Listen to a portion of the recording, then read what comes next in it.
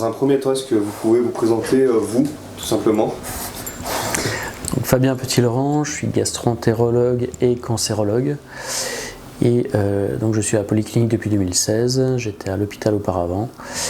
Donc je m'occupe donc de la gastro et de la cancérologie digestive et je suis président de l'association Caladonco qui a été créée donc en 2017 ici à la Polyclinique.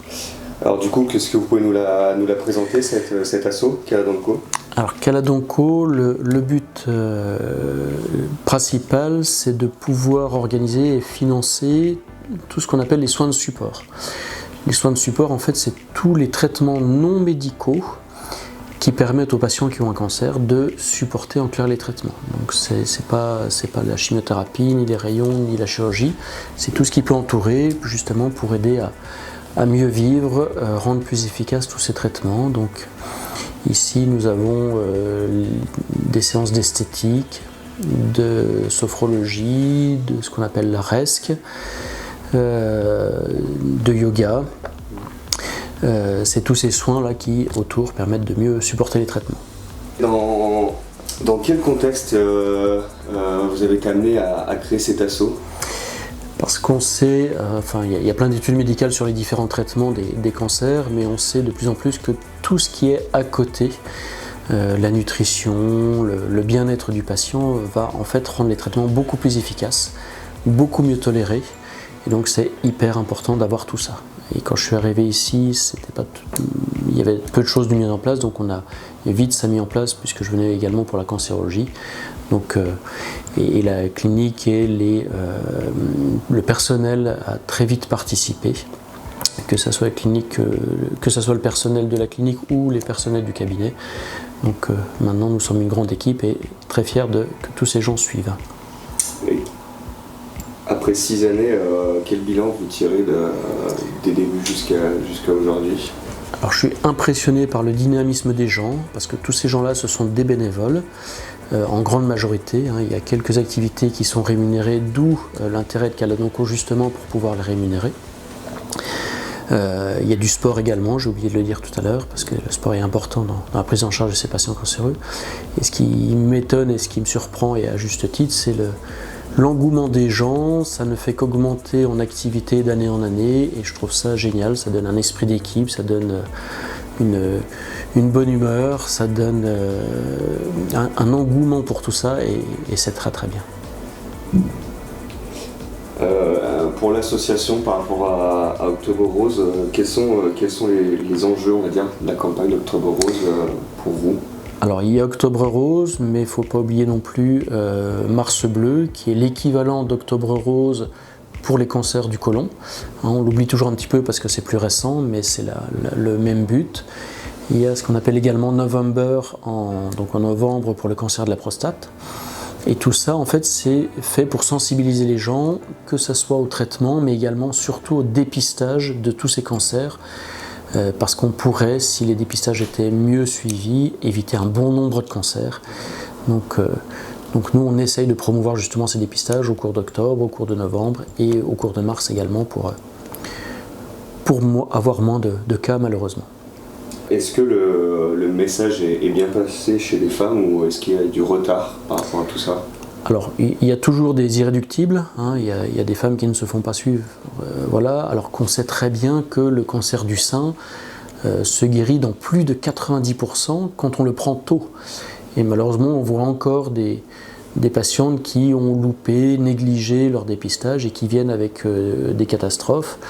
Et tout ça, on le regrette fortement. Donc oui, le but, c'est de marteler ça.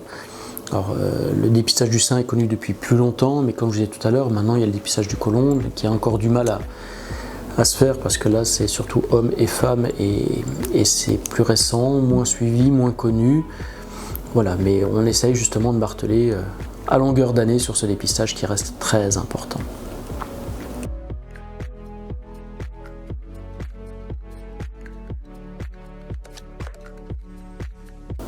Il faut juste dédramatiser le dépistage en fait. Beaucoup de gens ne le font pas parce qu'ils n'ont pas envie, par fainéantise entre guillemets, ou parce qu'ils croient que c'est compliqué, parce qu'ils croient que ça coûte cher. Tout ça est pris en charge par l'État. c'est pas très contraignant, c'est de plus en plus simple à faire, de plus en plus simplifié. Il y a des associations qui font, enfin l'ADEMAS pour le Rhône, qui est à Lyon, qui gère tout ça. On est invité à le faire, on n'a pas besoin d'y penser soi-même, on a des courriers, voilà, il faut juste le faire, c'est simplissime, c'est facile et ça évite des catastrophes. Voilà. Donc nous, notre but, c'est justement d'informer les gens sur la simplicité et l'efficacité de tous ces tests. Et par rapport au cancer lui-même, comment de l'entourage, etc., comment aider une personne atteinte du cancer aujourd'hui? L'informer, hein, c'est hyper important. Autant les choses étaient cachées il y a quelques décennies, autant maintenant on implique vraiment le patient, on lui explique ce qu'on fait, on lui explique quels sont les traitements, quels sont les buts. On l'entoure du mieux qu'on peut, point de vue médical, mais justement, il y a tous ces soins de support qui permettent de mieux y adhérer, de ne pas fuir, de mieux les supporter également, et ça permet justement d'être beaucoup plus efficace. Et quels sont les projets futurs là, pour Caladanco, des événements particuliers? Alors déjà pérenniser ce qui a été mis en place depuis 6-7 ans, et puis continuer à sensibiliser les gens. Je veux dire, on n'aura jamais fini, hein, on n'a pas 100% d'adhésion, loin de là. Donc le but, c'est vraiment d'informer les gens, de dédramatiser tout ça, de faire adhérer tout le monde et de leur faire bien comprendre que c'est efficace. C'est efficace et il faut continuer. Et voilà. Après, il va y avoir d'autres événements. On n'arrête pas d'augmenter nos événements au fil de l'année, que ce soit Octobre Rose, Mars Bleu ou Novembre. Voilà, il faut qu'on continue et se battre pour que les gens y adhèrent de plus en plus. Et ma dernière question, quel message pourriez-vous ou voudriez-vous faire passer aux femmes aujourd'hui? C'est simple, c'est gratuit. Malheureusement, nous, on voit les catastrophes quand le dépistage n'a pas été fait, avec des décès, des familles complètement bouleversées, hein, parce qu'un décès, ça touche bien sûr la personne concernée, mais ça touche toute la famille. Voilà, donc c'est simple, c'est une mammographie, c'est gratuit, et le taux de guérison est tellement important quand on dépiste des petits cancers que voilà, la négligence parfois tue, et c'est malheureusement le cas. Voilà, donc faites-le. On a la chance en France d'avoir accès à tout ça, ce qui n'est pas le cas dans tous les pays, loin de là. Donc faites-le, c'est simple, c'est efficace.